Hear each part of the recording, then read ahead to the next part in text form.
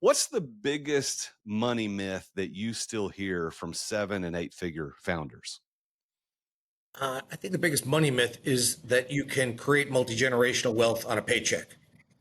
That I think your money has to work while you sleep, and your business has to do the do without you has to create revenue without you doing the do.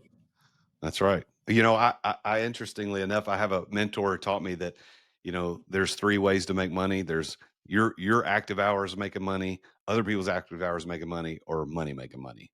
And the one that you're just talking about is money making money. And I agree 100% with that. Well, take us back to 1985. What early client misstep permanently shaped how you now advise on wealth protection?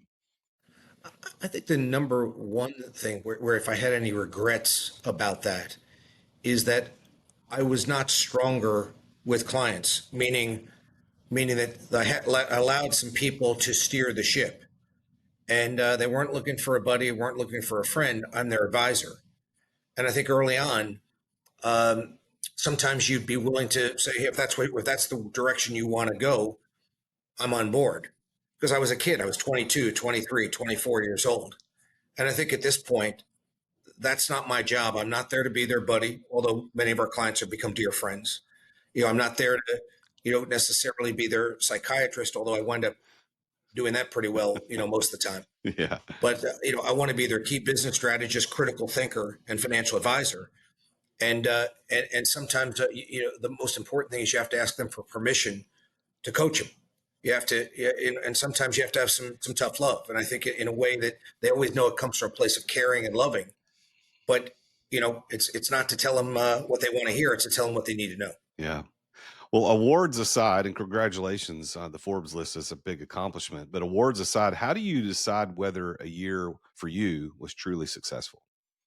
Well, I would tell you that the one thing I think is that when you start believing your own BS, Jason, the world has a way of telling you you're not all that. So, regardless of whatever awards or accolades or other things I get, is when I get home, my wife still tells me to take the garbage out. And yeah, I went into Starbucks this morning, told about all my awards, and they still charge me $6.50 for a cup of coffee. So, nobody cares. Maybe my mother cares, but that's about it. So, how do you decide what's successful when you get to the end of the year? It's not the awards. How do you determine what's successful for you? I focus on three things. I focus on, first of all, I just wake up every day with the stuff that I can control. And the three things I can control is I wake up every day trying to figure out how many people I can help.